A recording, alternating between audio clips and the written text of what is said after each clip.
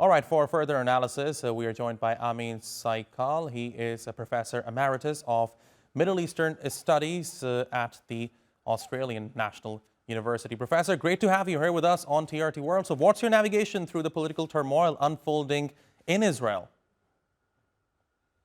Well, it seems that Netanyahu's war cabinet is in deep trouble. It is made up of Netanyahu and his very right-wing supporters, as well as you mentioned in your introduction, uh, somewhat moderate Benny Gantz, that who has been a rival of Prime Minister Netanyahu, uh, So let me a ask you, war cabinet in order national unity. And obviously, that has not been working because Netanyahu and his hardline supporters have got one approach, and Benny Gantz and his supporters have the different approach in the conduct of the Gaza war. Professor, let me ask you, we brought this question up in the very beginning of this news hour, whether or not Israel's allies are looking at Benny Gantz as a possible alternative to Netanyahu. Do you think that is true? Well, I think that is possible because Benny Gantz had been to Washington and had meetings Kamala Harris, and Kamala Harris, before Benny Gantz arrived in Washington, made it very clear that she wanted an immediate ceasefire.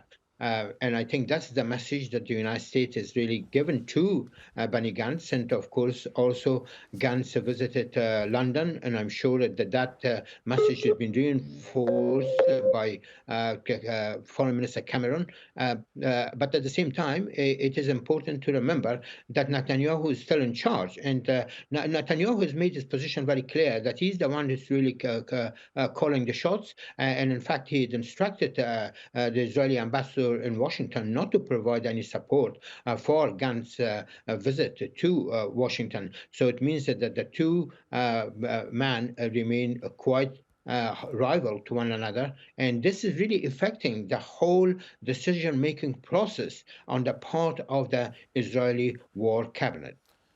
Professor, despite all of this, Benny Gantz is still part of the Israeli war cabinet. If he decides to leave, what do you think would be the possible ramifications for Israel's war on Gaza? Well, I think Prime Minister Netanyahu will be more isolated and come under a lot more pressure. I think if Benny Gantz decide to support a ceasefire, as the Americans have really urged him to do so, then obviously he will go totally against Netanyahu.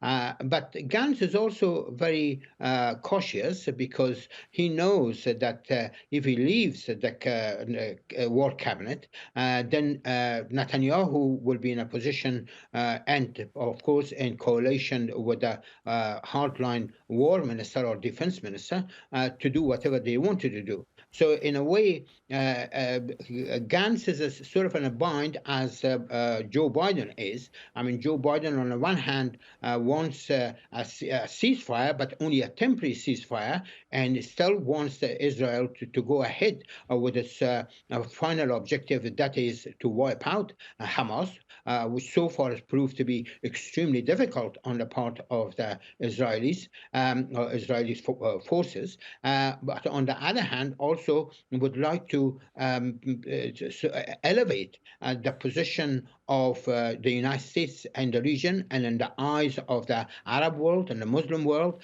that the United States is concerned about the humanitarian crisis which has dominated Gaza, and would like to drop foods to the people of Gaza. But the United States cannot have it both ways.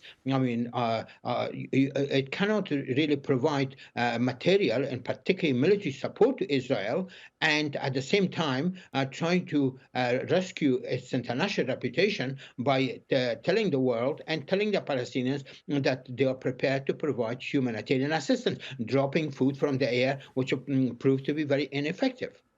Professor Amin Saikal, thank you very much for talking to us here on TRT World. Really appreciate your taking out the time. My pleasure.